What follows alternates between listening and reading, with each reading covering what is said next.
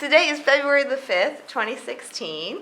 This is an interview for the Chincoteague Island Life History Project and for the Ward Museum of Wildfowl Art.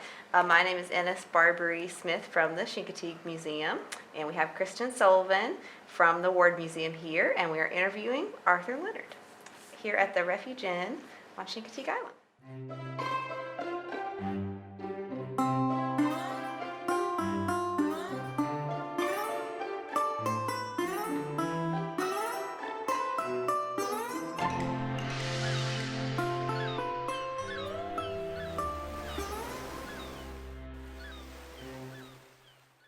What is your full name and when were you born? My full name, John Arthur Leonard, born August 21st, 1964. Okay. And since 1964, I've lived on Chincoteague Island, except for the years I was away at boarding school and then college. And the old island saying is, once you're here with sand in your toes, you always come back. Or, in the Chincoteague term, mud, not sand, mud. But once you get that between your toes, you always come home. And you live on a particular part of the island, the northern part. What do you refer to it as? Is it a neighborhood name or? Well, yeah, every little distinct corner of the island has a local name that we called it. Everybody where I live is called Wildcat, or Up the Neck. You have to go up the neck to get to Wildcat. I live on Wildcat. And as a strange side note, I once had somebody, a local island historian, tell me that the land that we live on right now was deeded to our ancestors for service in the Revolutionary Navy. Really? That's, no, this guy knew the history of Chincoteague. And he was telling me this, that, and the other, and he says, the whole end of the northern end of Chincoteague at one time was owned by your ancestors, the Jesters. And the Jesters were deeded that property for service in the Revolutionary Navy. So we've been here for a while. 1670, I believe, is when the Jesters came over. Oh, wow. John Mary Jester. And then there was Kendall Jester. And, so there's a whole list of the Jesters. Where does the Leonard name come into it? The Leonard name is kind of a new name, and it's also a dropped name. When, let's see, I don't know how far back grandfathered he was. They came over from Sweden. They immigrated through Ellis Island. Cynthia, when she was in college, they went up to Ellis Island and they found their name up on the plaques. They moved to Cape May, New Jersey. Unfortunately, there were two people from Sweden with the same name, John Leonard Carlberg. So my grandfather, wanting to be able to separate himself from that, dropped the Carlberg. That's where the John Leonard came in. So the Leonard is a new thing. They came over from Sweden in like 1870, I think. And they were fishermen. That's how they came to the U.S., is they wanted to fish. And they fished out of Cape May, New Jersey, and they followed the fish to Chincoteague. And they started the first pound fishing business on Chincoteague. Right where Edgerton's Seafood is now was the Leonard Fish Dock. Boats coming and going. They had big pound nets off of Assateague, and part of the film that you have over at the museum, where they're rowing out and got the big sturgeon and stuff, that was all filmed down at the Leonard Fish Dock. So that was our business, was fishing and such. And it's funny because we were all from the water, seafarers one way or the other, but the Jesters, I don't know where it evolved from, but they get seasick. And it's all, and it's come down to us. My brother, myself, one of my sisters, we all get deathly seasick. And I've worked in the ocean, and I'm a charter boat captain, but I get seasick. I don't know where it came from. It's funny. So your father, was he? I know he worked on the water some, right? What did he do? What was his occupation? Dad had a pretty inauspicious working on the water. When he was in school, he was kind of rebellious. He wasn't too much into education. You know, he wanted to be out with everybody else and do his thing. So his father says, "Okay, you want to quit school?" He says, "You're not going to be a bum and hang out on the street. You're going to work. Family businesses, fishing." Mm-hmm. So, starting day, Monday, he's supposed to be in school, doesn't go to school, so he goes on the pound nut boat. First thing, he gets sick, gets seasick. He said, "I spent 5 days from my toes up, growing up." He said, "I went back to school every day after that." He said, "That was a school of hard knocks." He said, "You either go to school, get your education, or you're going to work on the fish business." So he graduated Chincoteague High School in 1942, That's I think.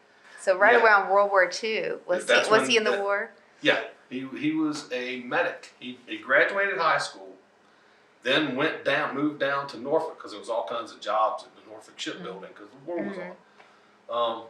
And he worked there for a time, and he knew he was going to get drafted. So instead of being drafted and being told where you're going to go, he volunteered so he could choose where he wanted to go. Sure. And he already had volunteer fire company experience, so he knew that was the kind of direction he wanted to be in. And he chose to be a medic or a corpsman. Yeah.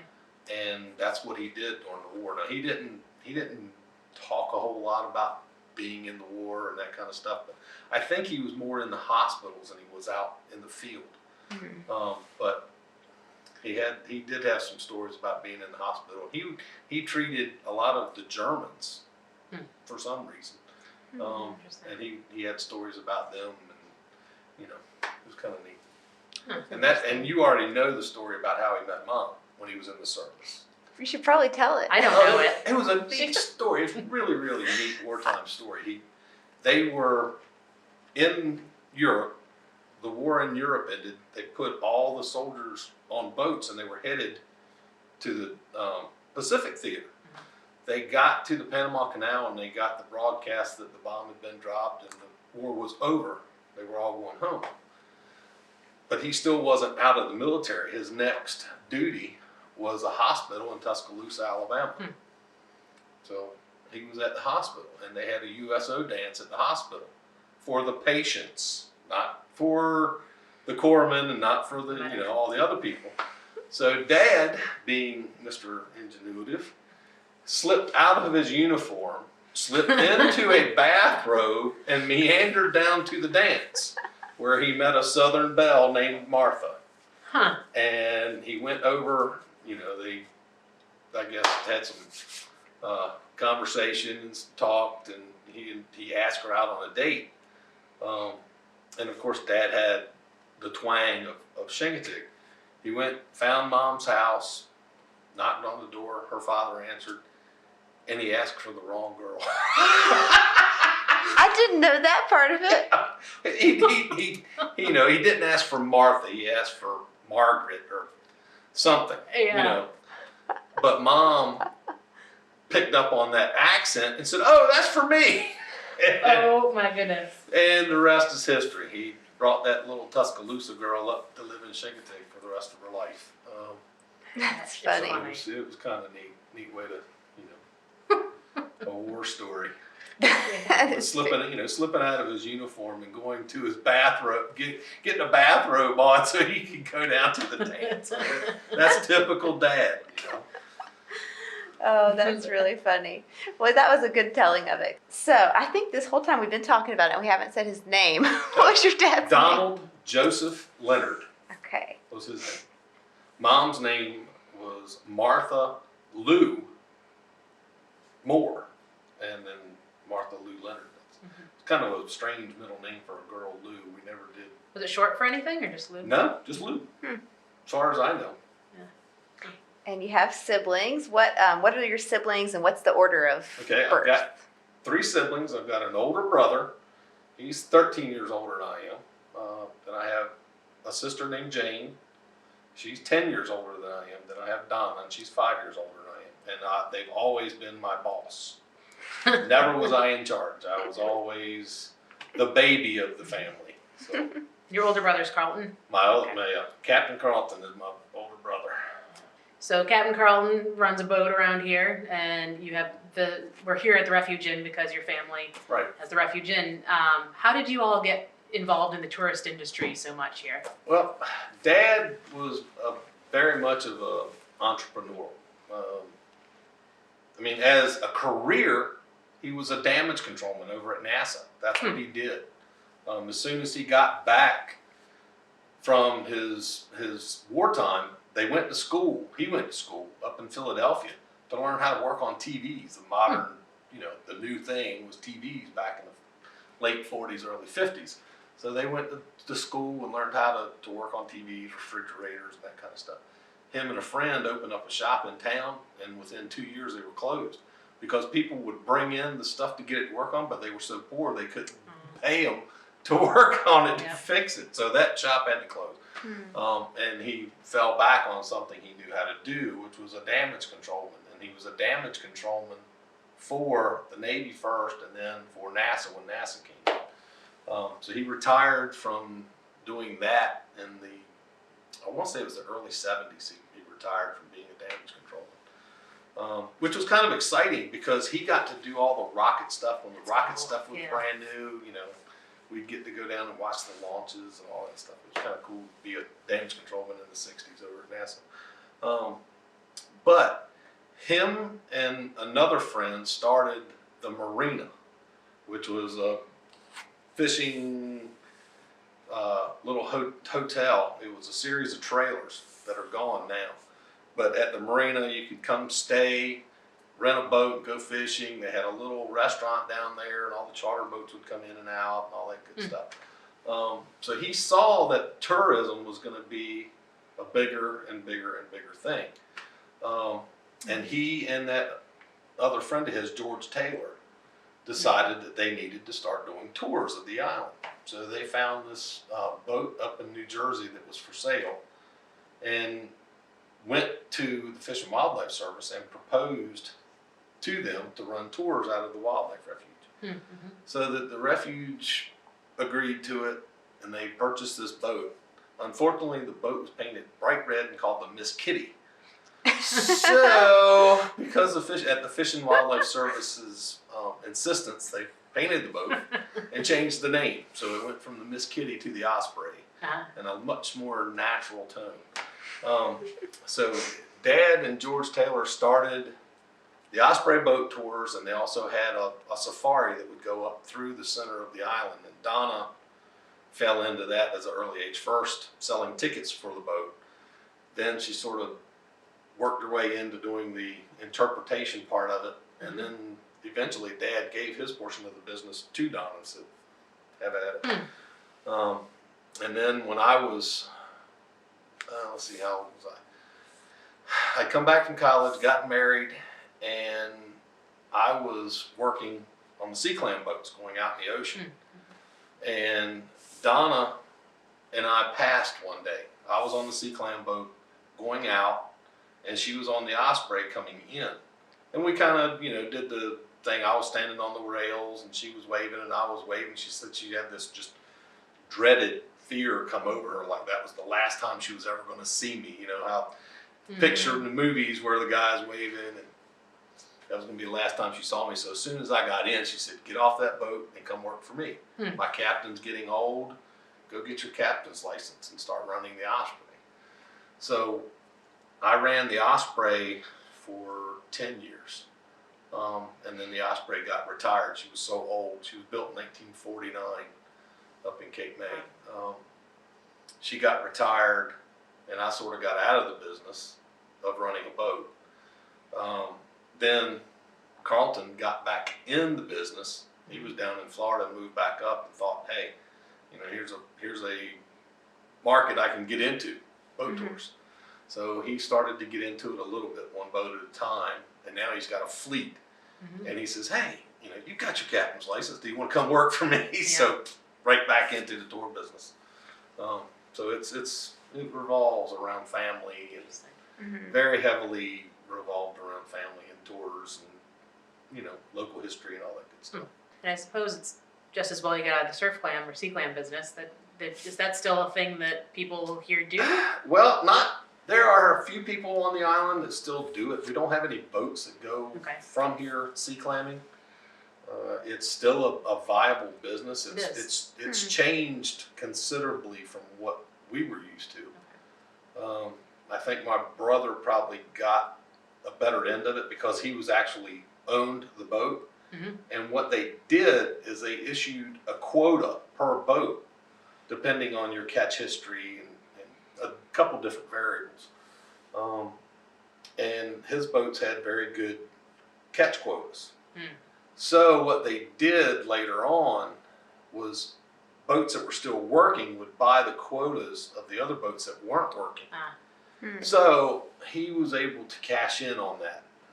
And he was able to sell his boat and just be able to sell that quota every year.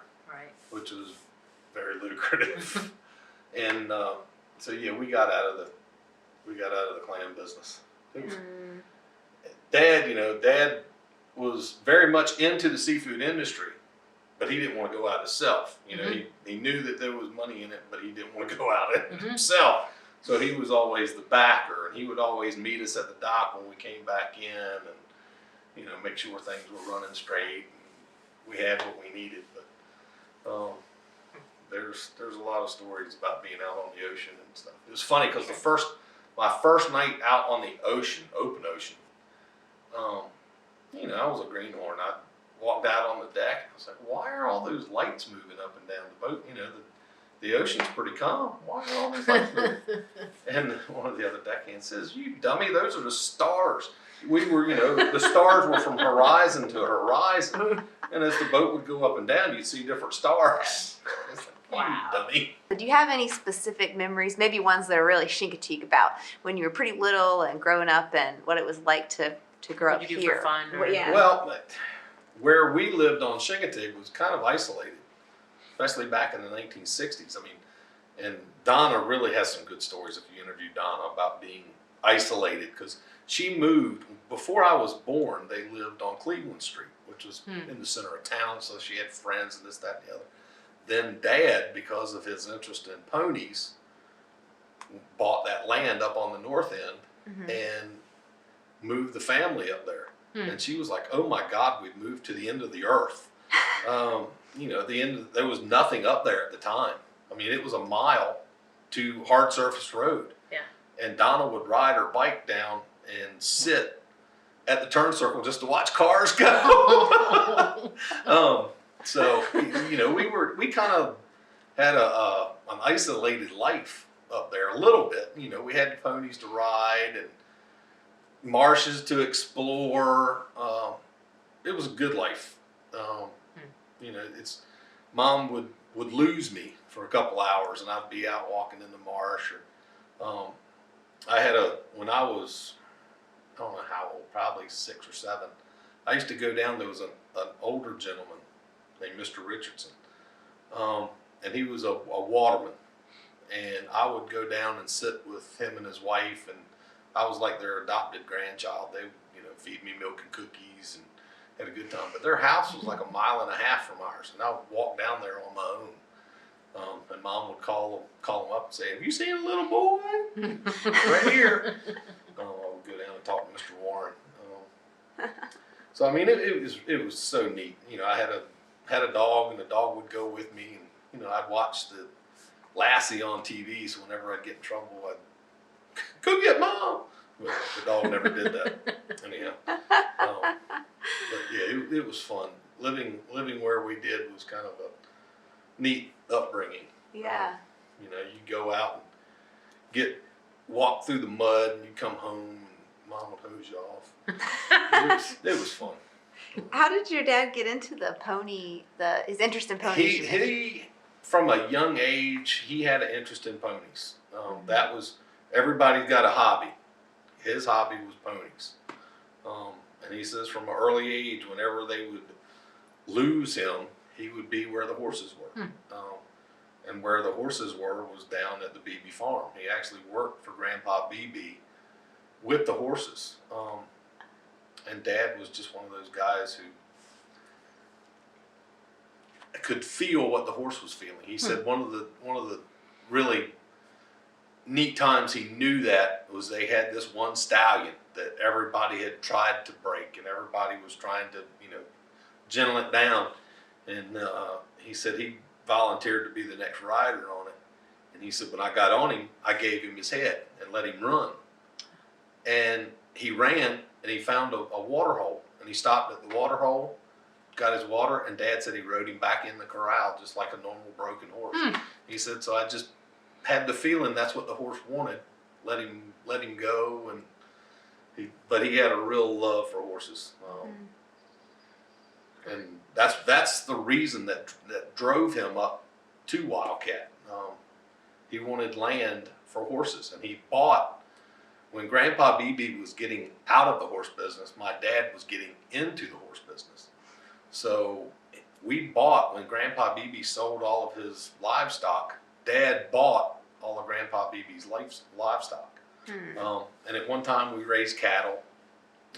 I don't remember it too much. I just remember the one thing I remember was the saddest day on the farm is when they separated the mamas and their calves, and the calves went to market.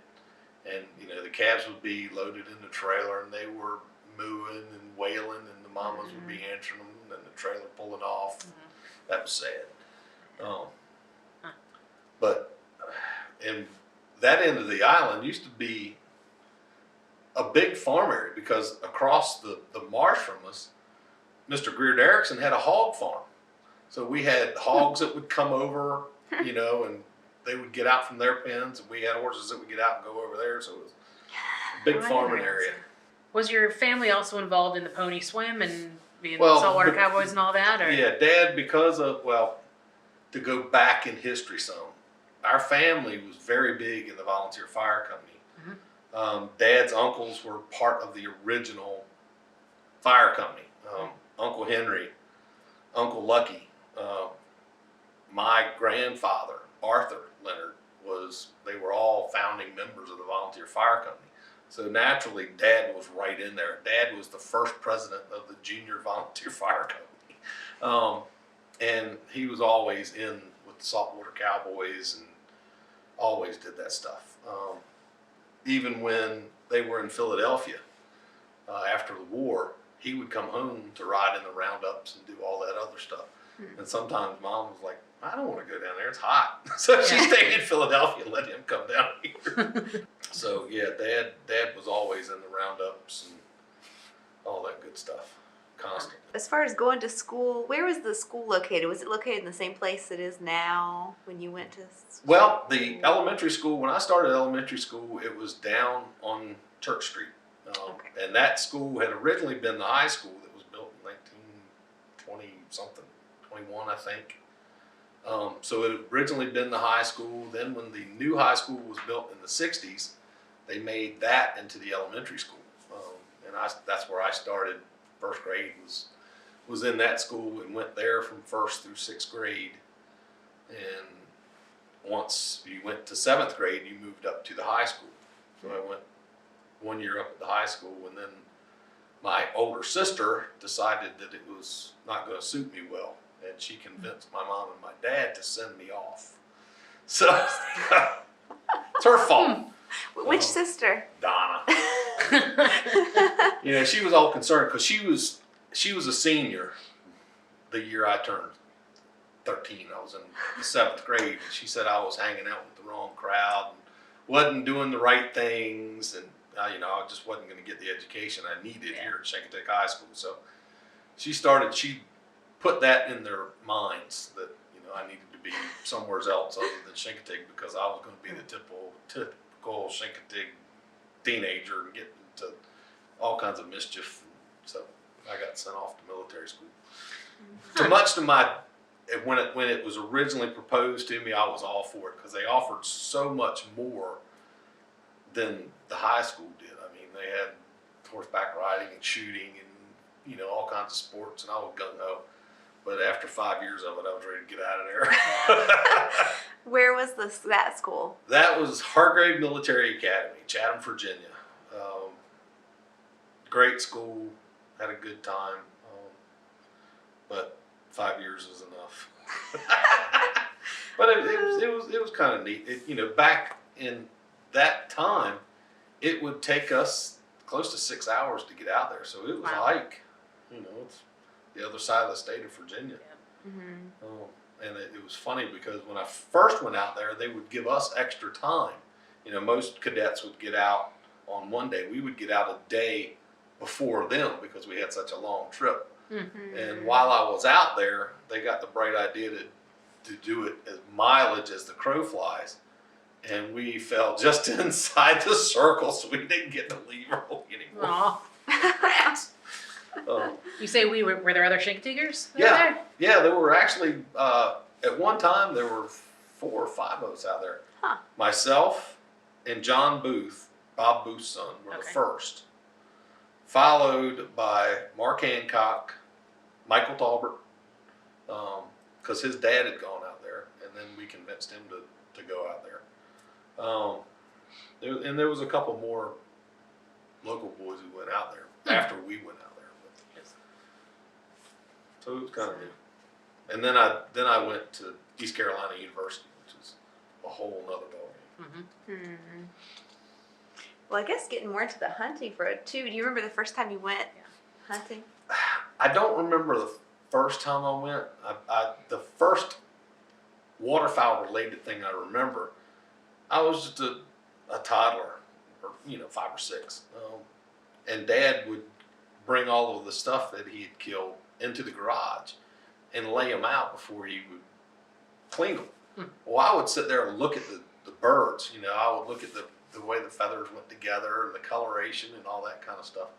And actually, my first word was duck. Believe it or not, we had a stream or a creek that ran in back of the house, and Dad would put corn out there just to attract the ducks. And when I was a baby, that was what Mom would point out. She would take me to the window and point out duck, and duck was my first word. So I've been doomed ever since. Duck is it. Now, when your dad was doing that, that wasn't quite legal. Yeah, So it was because he didn't what? shoot them. Oh, so he was just bringing them in. He was just attracting them in so we could see them. Okay. No, they did get in trouble for baiting back in the day. Was your dad involved in that at all, or? Yeah, a little bit. Okay. No, he wasn't per se an outlaw. He didn't do it for market. He didn't do it a lot, but they did do it. And the big story with Dad was he was out one night with a couple other people. My Uncle Henry was one of them. Earl Stevens, who was a local contractor, was one of them. And Dad. It was before season, after dark, and they were out on the marsh shooting. And the game warden came up and he asked Earl Stevens for his hunting license. He said, "No, I don't have a hunting license." He said, "I haven't bought one yet." He said, "And if you probably check out in this pond, it's probably baited." Well, he didn't know it, but it was. So, needless to say, they got written up for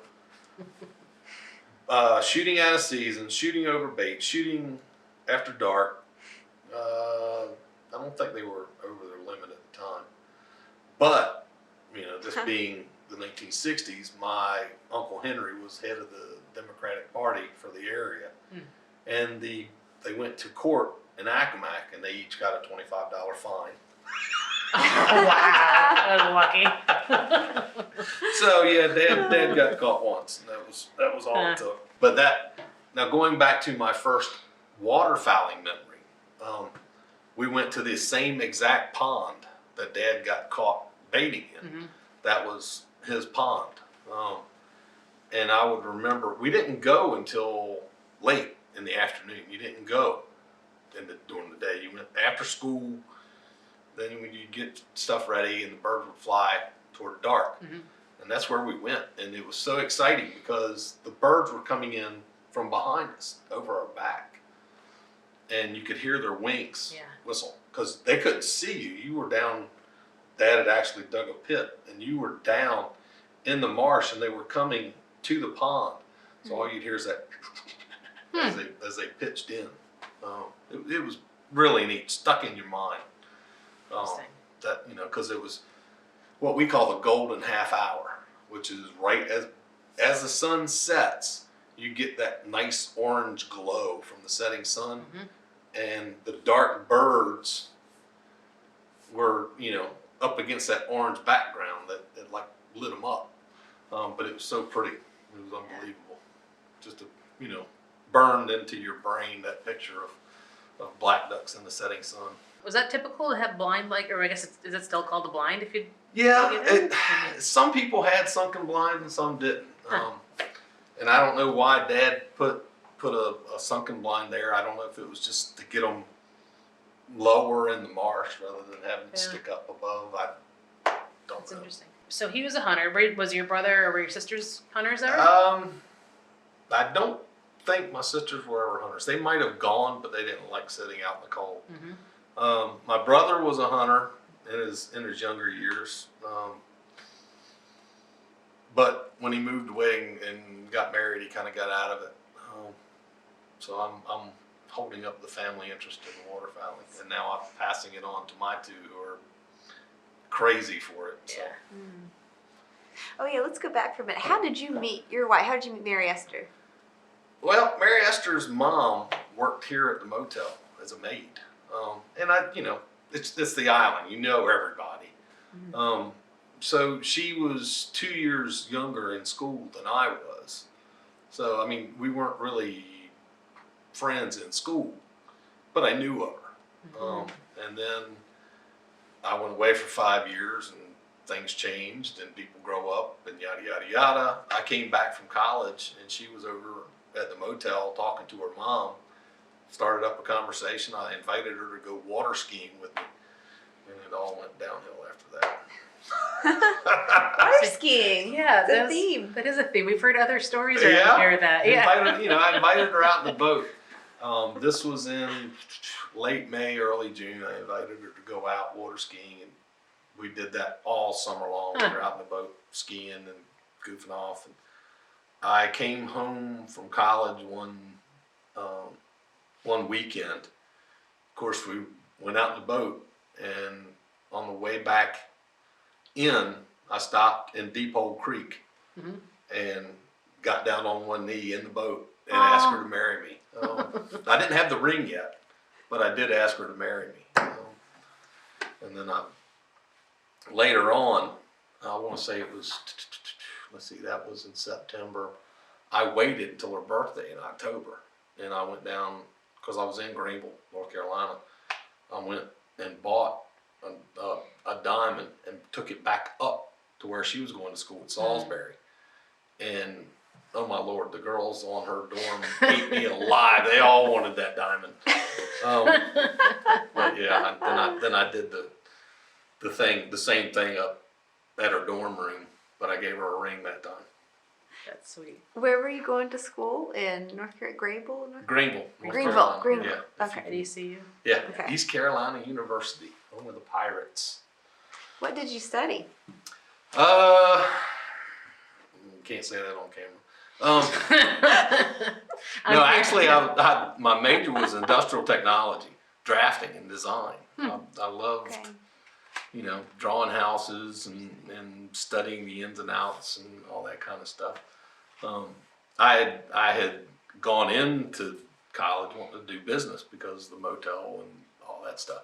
But once I got there, I got distracted, did other things. And I had a good time in college. I learned how to scuba dive. I took a lot of art classes and photography, and I had a good time in college.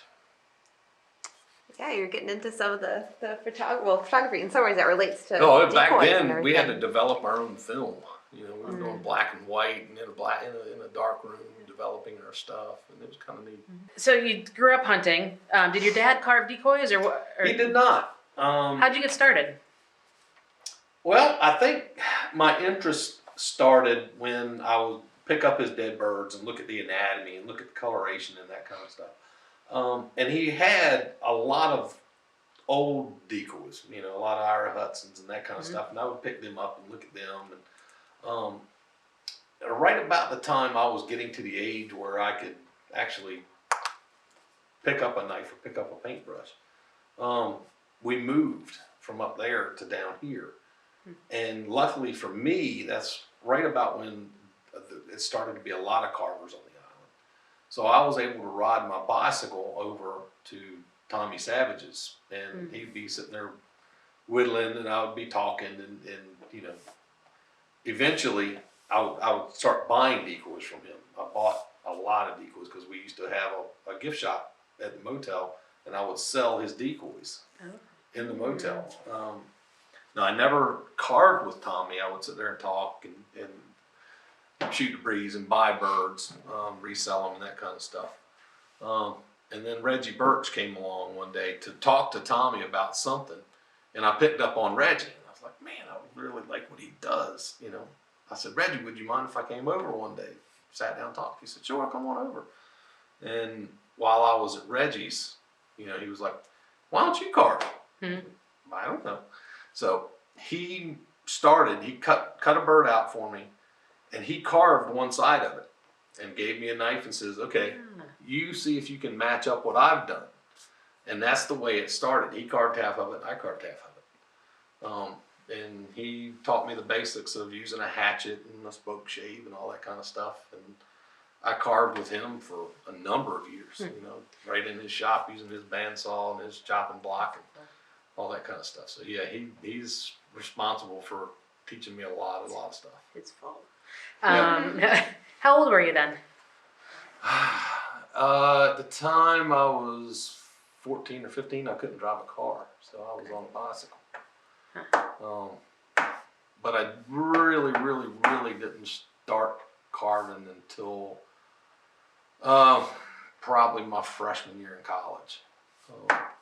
It was kind of hard to do where I was at military school. They don't allow you to have knives.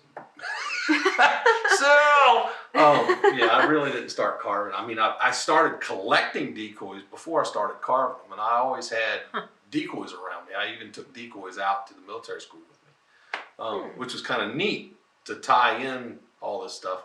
The principal at the high school, Mr. Holland, was one of my instructors at military school.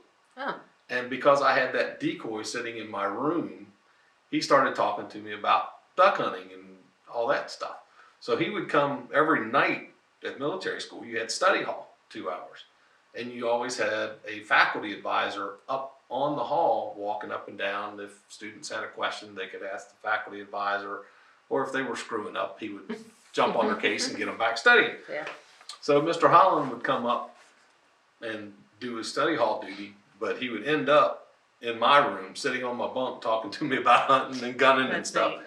And I invited him to come over to the shore duck hunting, him and his friends. And 2 or 3 years after that, he got the notion to move over here and start teaching over here. And so he moved him and his wife and his young daughter over to Chincoteague and started teaching at the elementary school. And from there, he moved on to doing administration, and he became vice principal at, I want to say it was Parksley Elementary first. Then he was eventually worked his way up. He was principal at Chincoteague High School for like 15 years. He's been over here ever since. And now he's superintendent of all Accomack County schools. Wow. And all that tied in Oh, because you started talking about decoys. Talking about decoys and duck hunting. And I invited him over here to go hunting, and now he's superintendent. That's something. Yeah, it's kind of neat the way things are all tied in together. So those original birds that you and Reggie collaborated on, I guess, do you still have any of those? Yeah, I've got one. I'd given all the original birds to Mom and Dad, and when they passed, I let the family pick what they wanted. So Carlton's got one. I think Jane's got one. I don't think Donna picked any, but so they've got a couple, and I've got a couple of those first, those real rough ones. Yeah. And every time I would have like a rough spot, I would go ask somebody for advice. Like the brant that I carved, I didn't know how to paint the sides on it. So I went to Cigar, because Cigar, you know, was the man. He was, when I first started carving, he was the best on the island.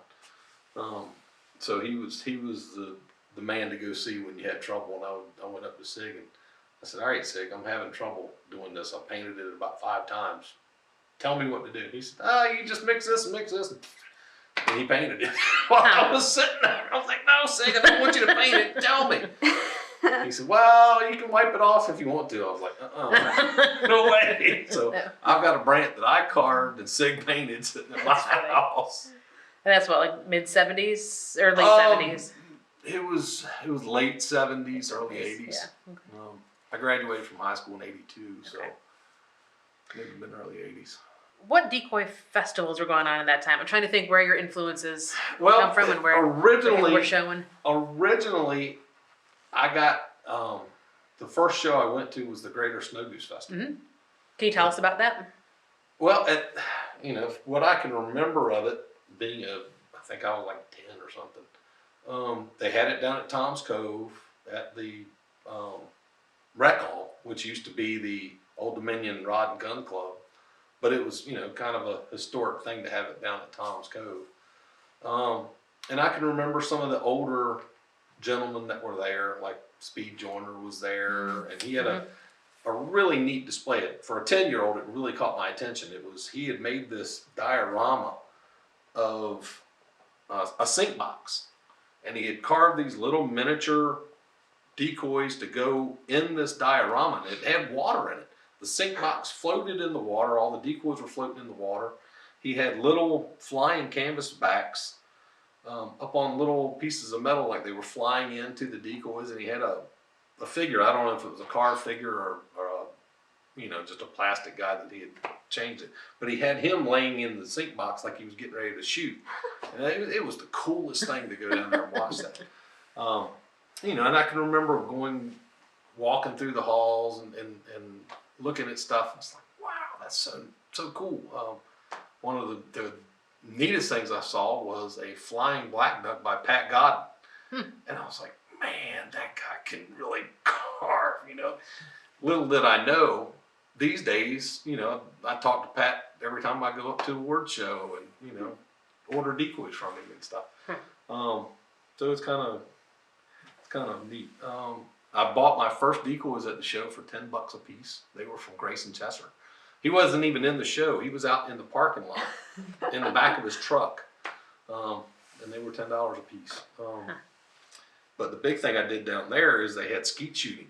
They had a skeet thrower out over the channel.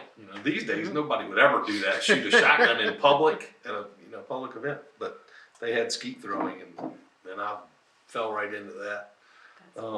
But it was so neat to be in that, at the Snow Goose Festival.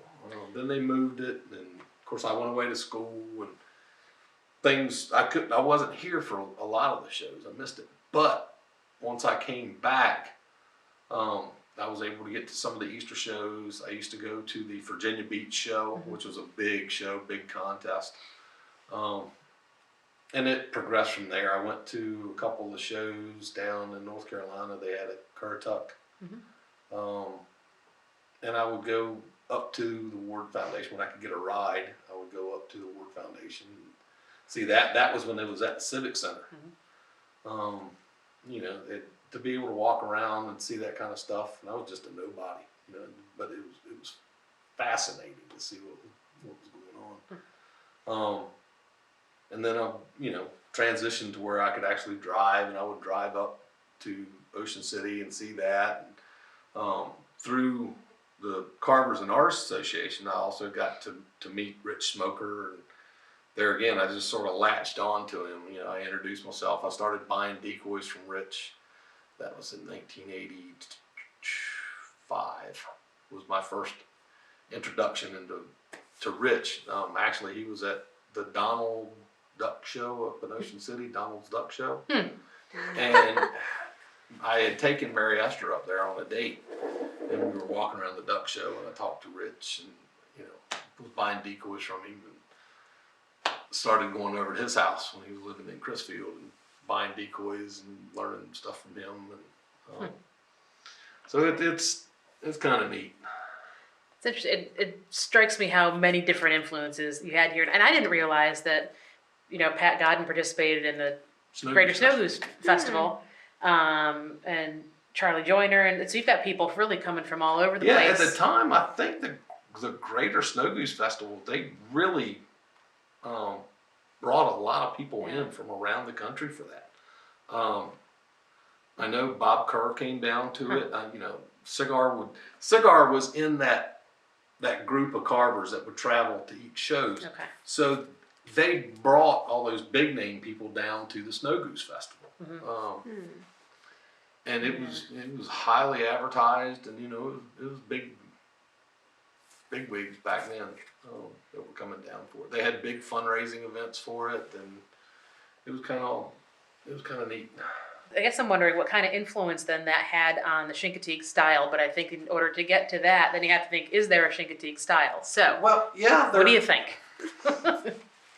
Yes, there are. I mean, the Chincoteague style is more of a working bird, kind of rough around the edges, but functional. Okay. There are certain characteristics of Chincoteague style birds, like all the puddle ducks have their tails up higher than normal rather than lower. There's a few Chincoteague style birds. Now these guys are not Chincoteague style birds. I don't think I've ever seen a bird with that sort of an angle. Flat top, yeah, like a drill sergeant. I'm wondering, is there any influence you think of your design background in your birds? A little bit, because I wanted to make something that was different from everything I had seen. And these birds incorporate a couple different styles. I mean, with not just their flat topped head, but also in their bottoms. It's angled. Yeah, it's kind of like a boat bottom. Yeah. I don't know if you can see it on camera or not, but it's angled, and then there's a flat piece in the middle. And that's just something that I tried. I had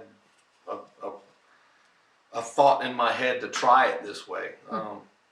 And the funny thing is whenever you have a thought like that and you make it, you find out later that somebody had made it 100 years ago, had done this, and you're like, damn it, I thought that was original. The same thing with these guys. It used to be when people had keels, they were solid. And then one year I said, I've got, I like making golden eyes real big, because when I was a kid, we used to shoot, not many Burroughs golden eyes, but American golden eyes. We'd shoot a lot of them. And I had this great big bird, and the keel on it, because the bird was so big, was huge. And I had all this wasted space up in here. I said, why don't I make that a handle? So now, you see a lot of birds, because I had guys come up to me at the award show and say, man, I never thought about that.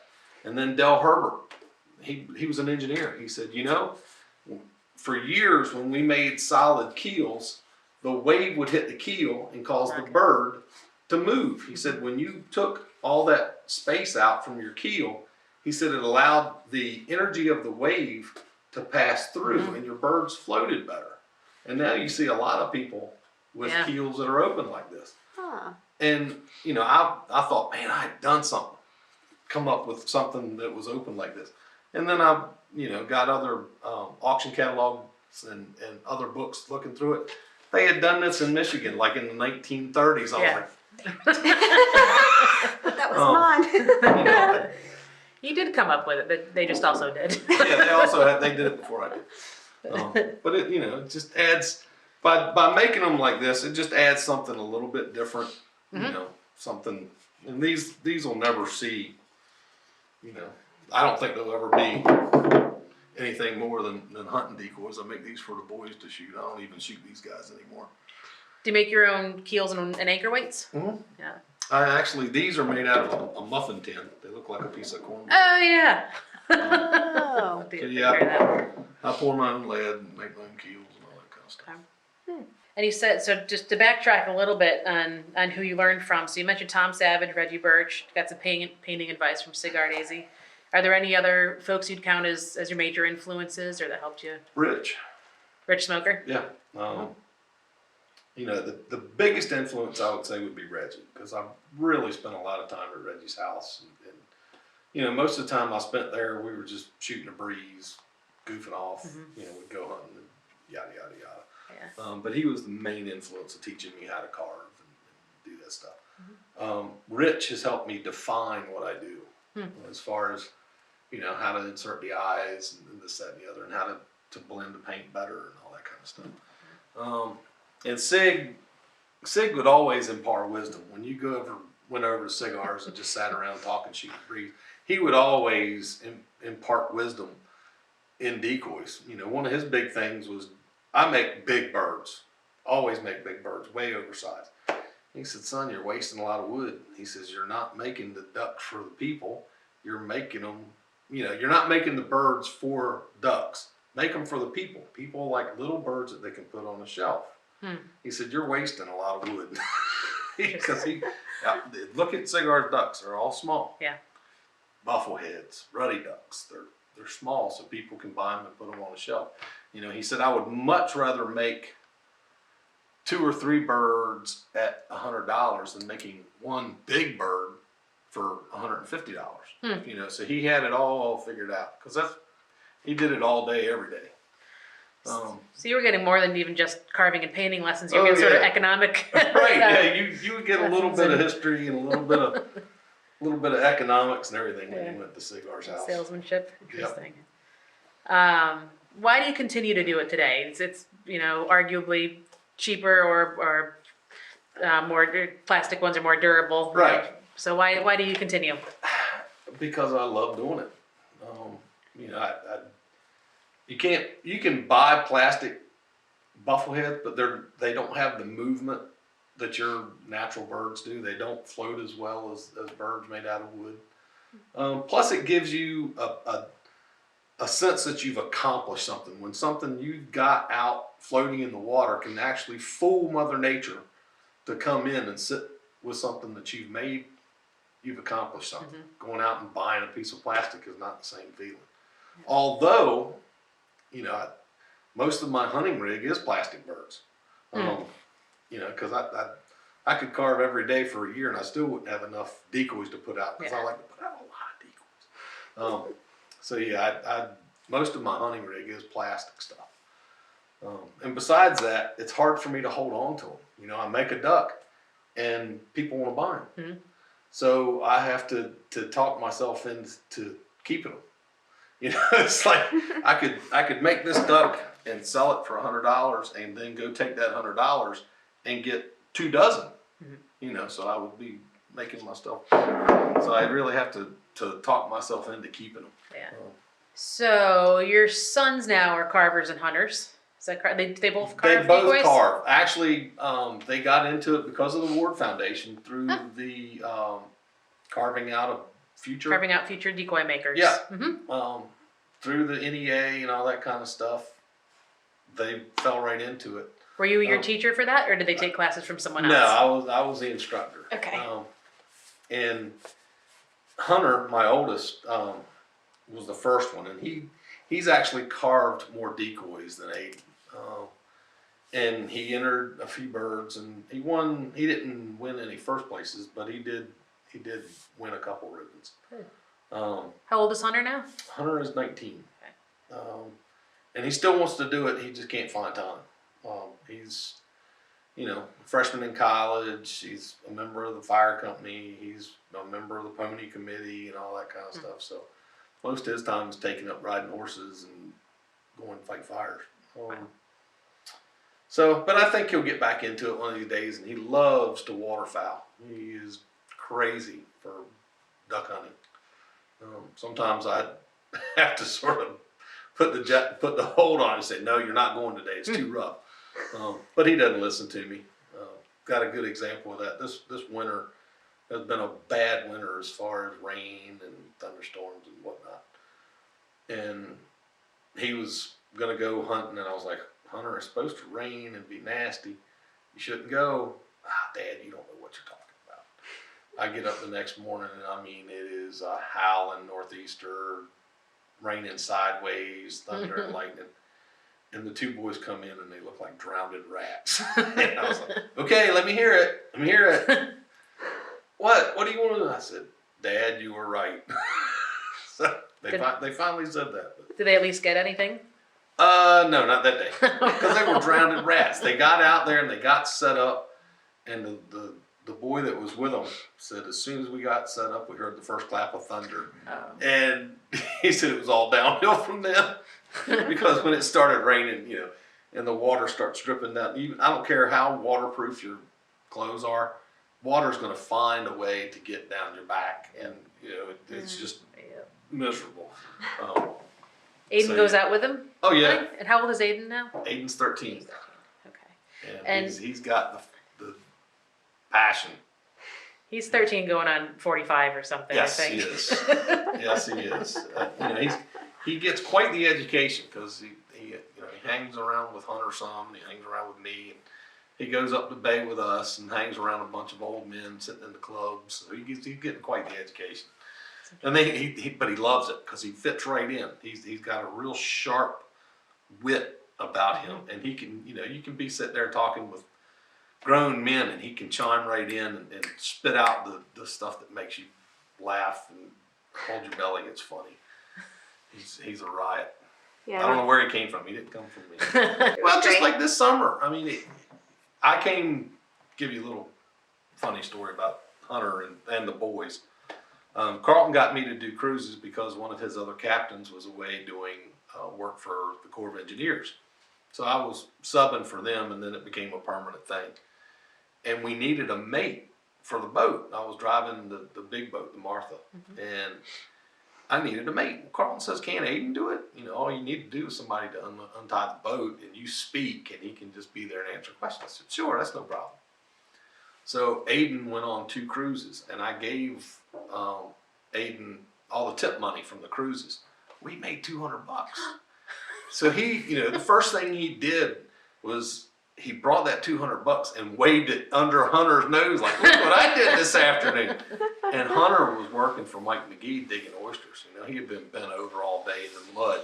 And, I think he had made like $50 or $60. So here's 13-year-old Aiden going, nah. Hunter says, "That's it, I'm done. I'm not oystering anymore." So he started doing tours. So funny. now both of them are speakers on the boats. They picked right up on it, and they can talk to people just as normal as can be. That's cool. I gotta quit moving my hands. That's okay. That's fine. It's a family trait. Donna does the same thing, and I do it too. I speak with my hands. I do Usually it too. I do it too. Right. I've got to hold on to something here. Just one of those things that I notice I do a lot. Especially, and another thing I do a lot, I noticed it, I got critiqued about it when I was public speaking down at college. I close my eyes. I don't know if you'll see it on the camera. Or if you're thinking or something. I I do squint that. a lot. Yeah. Mentally, I don't know I'm doing it, but I do it. Because when I look at the tape, I'm squinting. Yeah. And a guy came this summer to do an interview about pony pinning, and he had me do it at the town hall. And it was about economics and pony pinning and this, that, and the other. He says, "You really got to quit squinting your eyes." I can't help it. Before I forget, and maybe I'm making this up. Do Hunter and Aiden have a hunting club name? Is there something? What is Yes, it? they. What's the story were with that? Nuts to start this club, and it wasn't Aiden so much as it was Hunter and his gang of boys that he hangs around with, and they call themselves the Tump Gunners. TUMP. So can you explain for the sake of the video what a tump is? The Tump is the island. Local islanders, when we're off the island somewhere, we say we're going back to the Tump, which means we're coming back to the island. So we refer to the island as a tump. Now a tump is considered just a small body of marsh. So we can refer to the island as a tump. So they call themselves the Tump Gunners. They had some, I don't know what you'd call it, some adversaries, I guess. Some challengers. They were called the Marsh Mafia. But the Marsh Mafia got in trouble. They were Oh. posting stuff on social media that they shouldn't post it. So the Marsh Mafia got disbanded.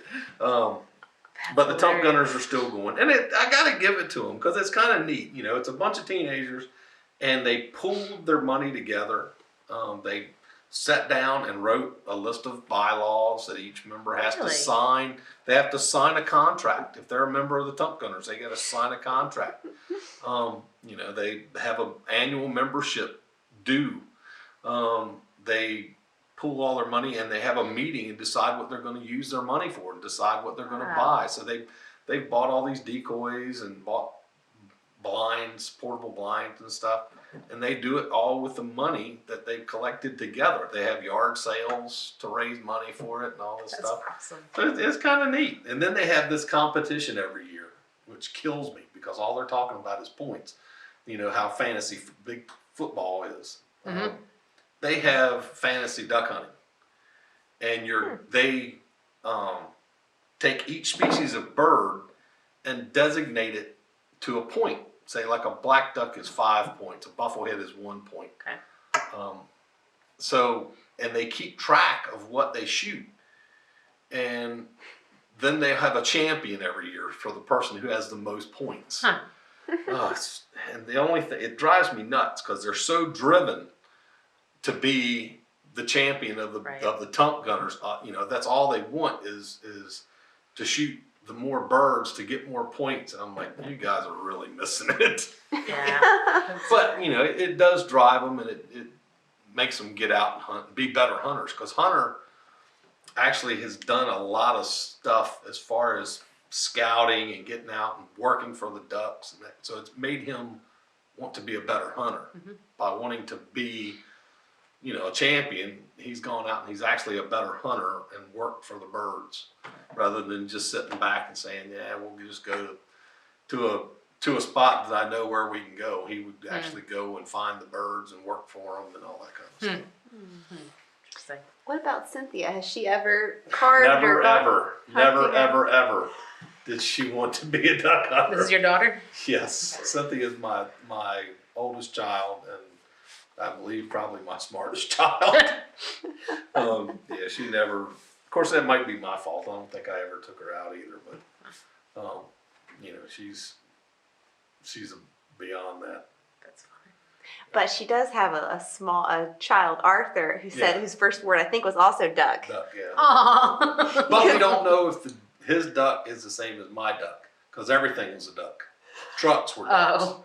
So, Well, but yeah, his first word was duck. it's nevertheless an important word. So good. That's pretty funny. How old is Cynthia? Cynthia's 20.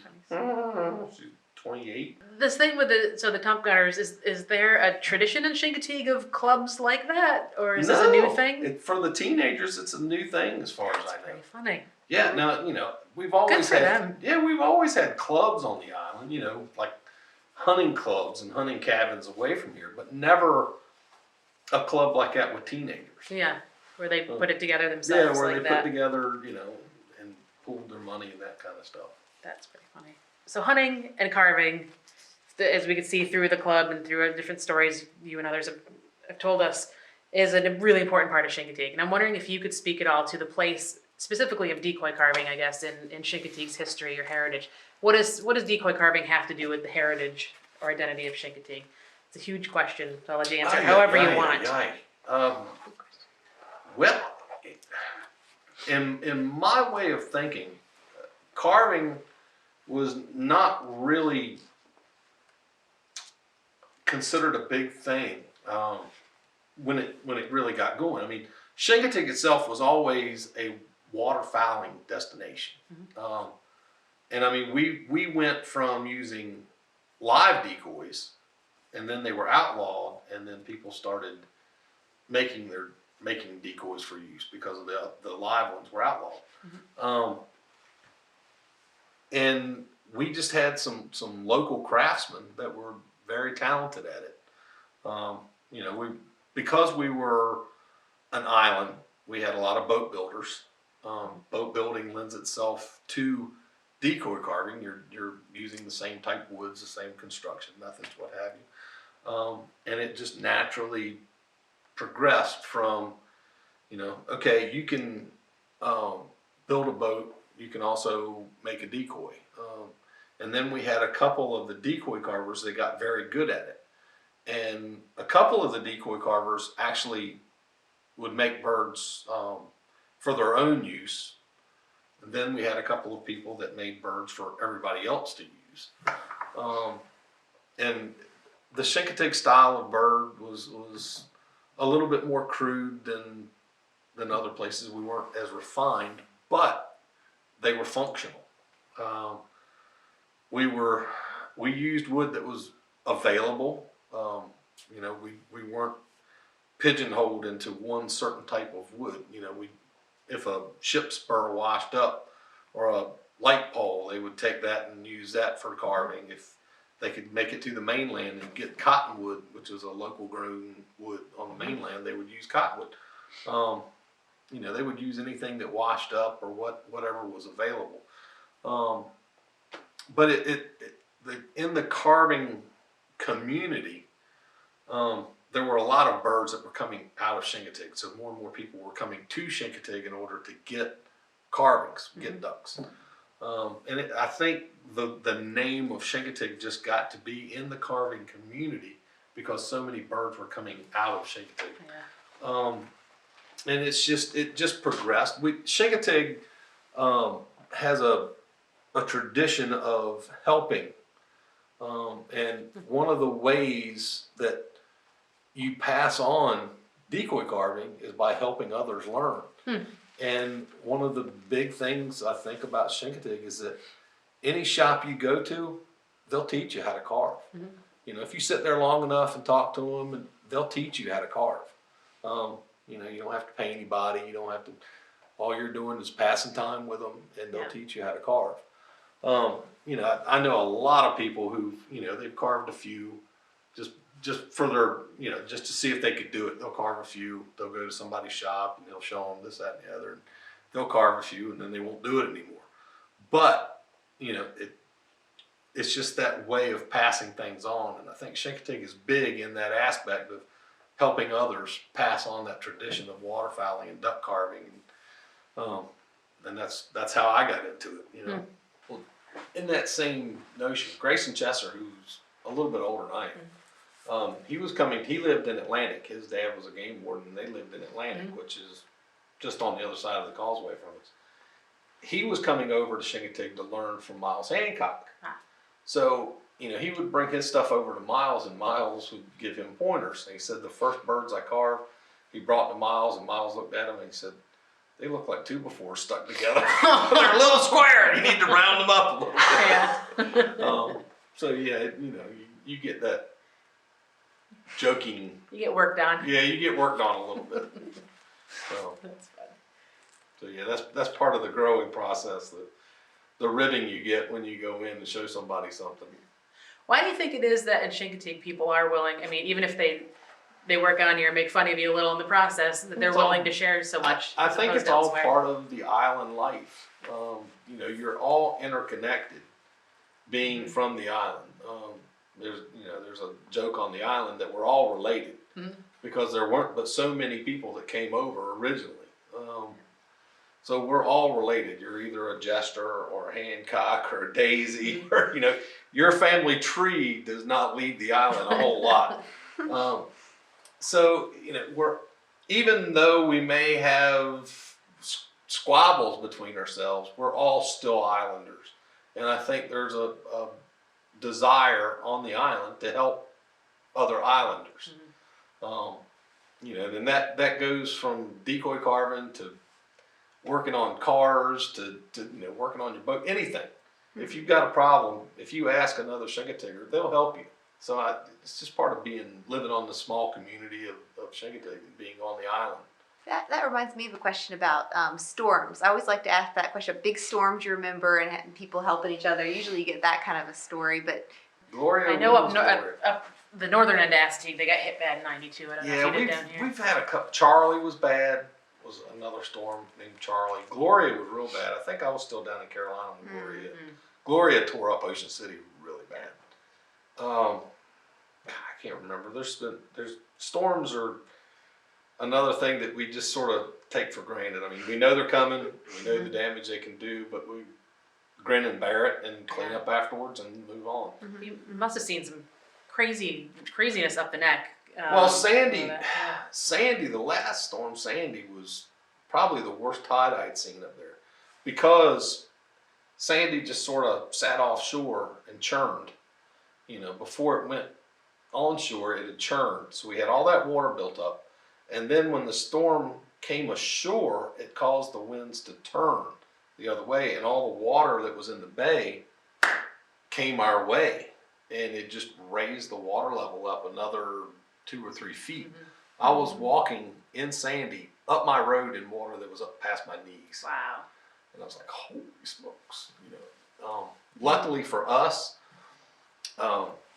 Dad, after the 1962 storm, he had bought that property. They weren't living up there yet.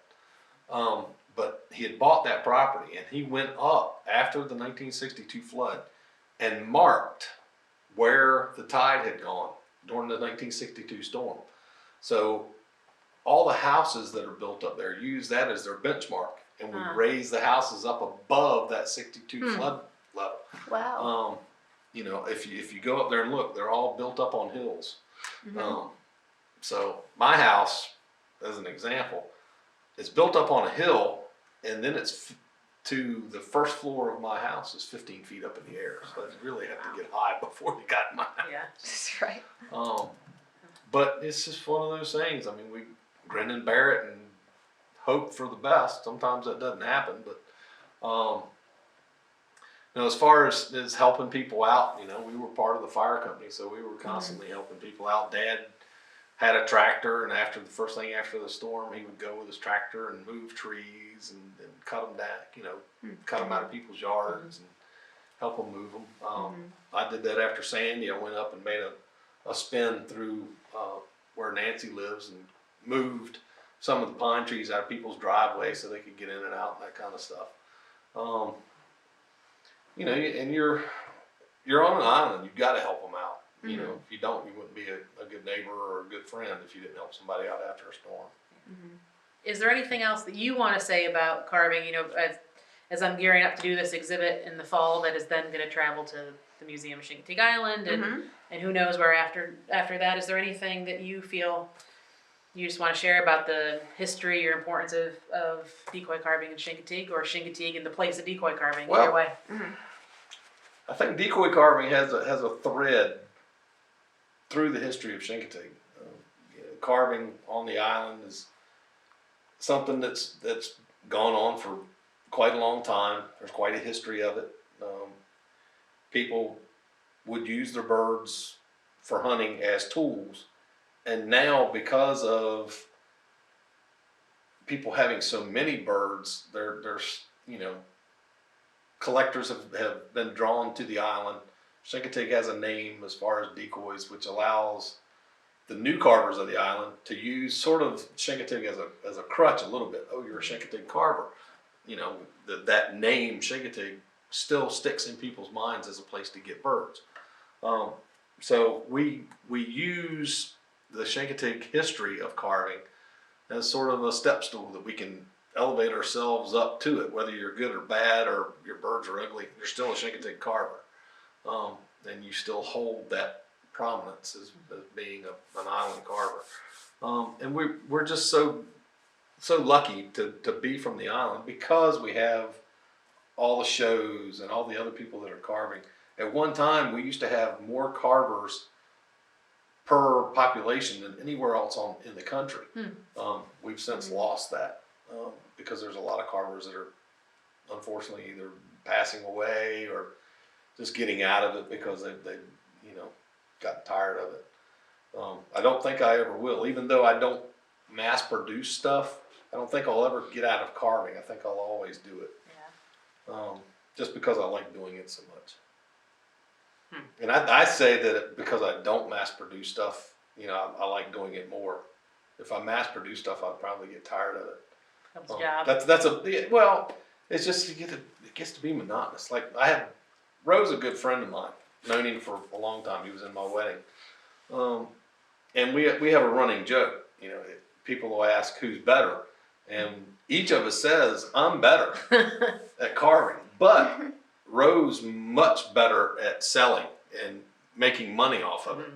God, he turns out stuff that I could never think about turning out.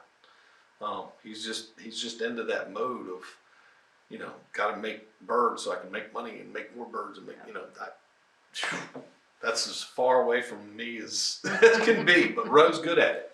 Roe is really good at his style of bird is very easy to duplicate. And he's got that down to where he knows he could probably do it in his sleep. You know, I've got to do this to this and this and this. But unfortunately, you know, he makes the same bird today as he made when I first started buying decoys from him in the late 70s, early 80s. I mean, he's changed a little bit, but for the most part, they're the same birds. So he's got it down to a science now. He knows how to do it. He knows how to crank them out. But it's fun, you know. Like these birds, you know, these are made to get shot at and shot over, and you know, if they get shot, that's just another story to tell. They'll wear their damage with pride. So it's a lot of fun carving the carving community of the island. One more sort of big question is, what are some of the biggest changes you've seen over the island since you've been here? I mean, that's a big question. We now have 3 stoplights. We used to have 1. Big changes. That's a big change. Big change. Or things that you think the next generation or the next generation after that won't experience that you feel like you have about the island. Just want to question. Well, it's just like me growing up on the island. I mean, Don and I didn't wear shoes. I mean, our feet got tougher. You know, we would walk around barefoot. And it wasn't because our parents couldn't afford shoes. I mean, we had shoes all day. We just didn't want to wear them. We were walking around barefoot. And the ability for the kids to just be out. And that's a problem I think the whole country's having. You know, when I was growing up, we could get on our bike and ride from up the neck to down the marsh, and our parents didn't have to worry about us being out on a bike in town. You know, so and kids used to congregate. We would go, I would ride my bike down and meet other kids from the other parts of the island, and we would go play and, you know, in the bamboo sticks, and, you know, have all that kind of freedom that you had from being from an island. And I think the island is losing that a little bit. Whereas it used to be a much smaller community than even it is now. And it's funny because everybody knew your business. You know, if you were somewhere you shouldn't be, your parents would know it. Because people would call up and say, hey, did you know little Johnny's doing this? So, I mean, you had a lot of watchful people. But I think the island has changed a little bit. We're growing, and we're losing some of that small community that we used to have. So I mean, just development. You know, development's a natural thing. It's going to happen. There's no way we could curtail it, because once you start curtailing it, you sort of die off. So you have to accept the development, that it's going to happen, and just grow with it and change. You know, as Dad used to say, you know, there's always this big argument of come-heres. Dad would say, we're all come-heres. Unless you're a full-blooded Native American, you're a come-here. We're all come-heres. So don't get on your high horse and say, these come-heres are ruining it. You know, everybody's a come-here. And we've all moved here from somewhere. It's just going to happen. It's just going to grow and grow and grow. Luckily for us, there are other stipulations about how we can grow, so you won't see any skyscrapers or anything like that, which will enable us to stay a little smaller than our cousins to the north in Ocean City. And I would love it to stay small. You know, I would love it to remain that beautiful land across the water. And you know, it's funny wherever you go, people know about Chincoteague. And most of the time it's because of Misty and the Misty books. It's always neat to tell people you're from Chincoteague. They want to know, about the ponies and all that kind of stuff, and we get to experience it all the time. I think Ennis and I both, when we moved here, people were really excited. That's true. So you find out people in your life you love find the secret Misty, you pony never people knew. that you didn't know. Yeah. That's very true. I, at the end of the publication that I'm putting together to accompany the exhibit, want to put a Chincoteague glossary. So, including words that Chincoteaguers and Eastern Shore I wish folks. I had that. Somebody back they had a whole list of slang, Oh. terms of Yeah. Chincoteague Island, like like sun and Yeah. day and or day blessed life. They had all that kind of I stuff. haven't heard that one. Day blessed life. Good grief. Life. Yeah, I mean they had all those. Like if there was a Lands. far. It's like that, yeah. What's a far? Yeah. It's a fire. It's Fire not company's for. Yeah, it's a far. So with sort of specific attention to ducks and shorebirds and so like on. names and Can you think of some names to share? this bird right here, Mhm. bullheads. Bullheads. Are all golden eyes or just All bare? golden Okay. eyes are bullheads. Okay. And that's one name that is really unique to Chincoteague. I've never heard them called bullheads anywhere else. Not in Chrisfield or anywhere else. In Chrisfield, they're called king bees because when they fly, they have a feather that makes a whistling noise. So they're called whistlers in most of the country. Yep. In Chrisfield, they're called king bees because they sound like buzzing bees around. But in Chincoteague, they're called bullheads. Why are they called bullheads? In Latin, their name actually means ox head. Really? Mhm. Well, how educated are the Chincoteaguers? Very Yeah, sophisticated. go figure. But they're called bullhead. All right, you got a couple other examples on Yeah, the table. these guys are buffleheads. Chincoteaguers call them dippers. I guess because they're a diving duck and they dip under the water so much. These little this is miniature, but it's a hooded merganser. The local name for these guys is a hairy head because this crest is a lot like the hair on your head. They can move it and manipulate it and raise it up and down. So the local name for them is hairy heads.